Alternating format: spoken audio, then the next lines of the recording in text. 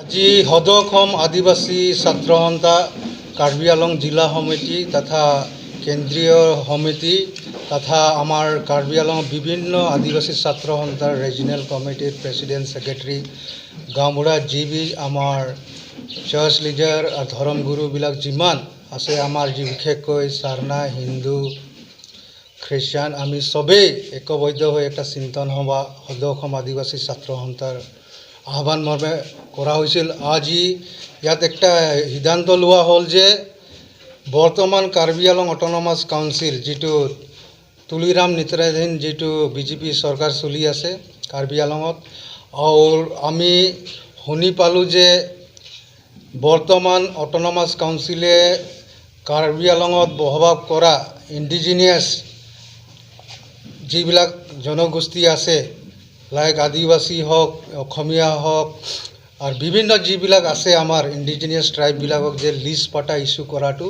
আজিৰ চিন্তন সভাই ষ্ট্ৰংলি কণ্ডেম কৰিছে তুলিৰাম নেতৃত্বাধীন কাৰ্বি আংলং অট'নমাছ কাউন্সিলক।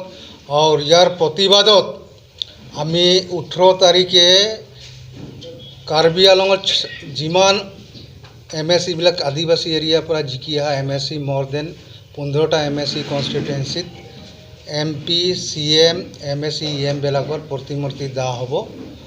লগতে 25 জুলাইত 25 আগষ্টত আমাৰ ডিফু চাৰ্কল ফুলনি চাৰ্কল আৰু আমাৰ চিলনী চাৰ্কল ঘেৰাও প্ৰগ্ৰাম হ'ব সদৌ অসম আদিবাসী ছাত্ৰ সন্থাৰ নেতৃত্বত।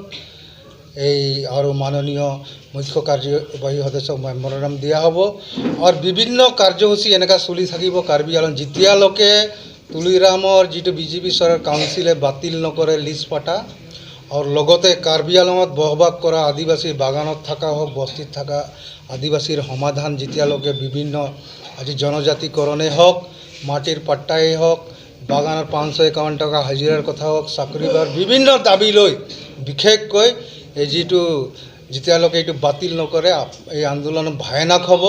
আজি কাৰ্বি আংলঙত ষ্টাৰ্ট হৈছে, এই উইদিন 1 উইকত যদি সলিউশ্যন নোলায় তুলিৰাম নেতৃত্বাধীন চৰকাৰে যদি অট'নমাছ কাউন্সিল নোলায় ইয়াৰ আন্দোলনটো অসম লেভেলত লৈ যাম আৰু তাৰ জগৰীয়া হ'ব হিমন্ত বিশ্ব শৰ্মাৰ বিজেপি চৰকাৰ আৰু কাৰ্বি আংলঙত তাৰ জগৰীয়া হ'ব তুলিৰাম চৰকাৰ। যিহেতু 2012তো এটা কংগ্ৰেছৰ দিনত ছেম মানুহবিলাকে এই ভূমি নীতি ওলাইছিলে, আজি ছেম এই মানুহবিলাক এতিয়া লিষ্ট পটা ছিষ্টেম ওলাইছে। এইটোতো আমাক বুৰ্বক বনাইছে বিজেপিটো সদায়। আজি আমি ক'বলৈ বাধ্য ইয়াত পপুলেশ্যন পেটাৰ্ণটো চাওক আৰু কাৰ বেছি আৰু কাৰ ভোট লৈ কাৰ্বি আংলং অট'নমাছ কাউন্সিল গঠন হয় এইটো কথাটো জানি ৰখ তুলিৰাম ৰহাং। আমি এতিয়া ভোটৰ পেটাৰ্ণ পপুলেশ্যন হিচাপত আমি ভাগ বতৰা খুজিম 1951 পৰা ষ্টাৰ্ট কৰিম মাননীয় তুলিৰাম ৰহাং ছাৰ। আমাৰ ইয়াৰ মানুহবিলাক খেলঞ্জীয়াক আপুনি ইমান ইজিলি লৈছে নেকি? একবাৰ ভূমি নীতি ওলাব, একবাৰ এই বিজেপিৰ সময় এইটো লিষ্ট পটা ওলাব, এইটো আমাক কি ভাবিছে আপুনি? কাৰ ভোট লৈ আপোনালোকে MLA MP হৈছে? আজি আমাক জবাব লাগে। এদিনো কাৰ্বি আংলং অট'নমাছ কাউন্সিল আৰু যিটো এছেম্বলিত না সৰ্বং তেলেঙ্গা হওক মাধুৰ্য ঢেকীয়া মুকুট মহন্ত হওক পৱন কুমাৰ হওক যিবিলাক আমাৰ নন ট্ৰাইবেল ইণ্ডিজিনিয়াছ ট্ৰাইব পৰা ৰিপ্ৰেজেণ্ট কৰে এদিনো মাটিৰ পটা তাতে উত্থাপন কৰা নাই। কেনেকুৱা মেকানিজম হ'ব MSC ৱাইজত কেনেকুৱা বচাম কেনেকুৱা মাটিৰ পটা দি? আমাৰ প্ৰভিজন আছে, আমাৰ হিষ্ট্ৰিকেল বেকগ্ৰাউণ্ড আছে, আমি মানুহে মাতোঁ আহিছোঁ, এইটো চবেই জানে। কিন্তু আজি যিবিলাক আমাৰ ইয়াত ইলেক্টেড হৈ যোৱাবিলাক গাধাবিলাক এদিন 4 আনাও আমাৰ নন ট্ৰাইবেলৰ কাৰণে আৱাজ নুঠায়। ঠিক এনেকৈ হাৱাত আহি গ'ল ডক্টৰ নুমল মমিন ডিপুটি স্পীকাৰ বৰ্তমান। সি বহুত আইন কানুন শিকায় কিন্তু একো নাজানে, ইও একটা গাধা মানুহ, চেলফিছ মানুহ।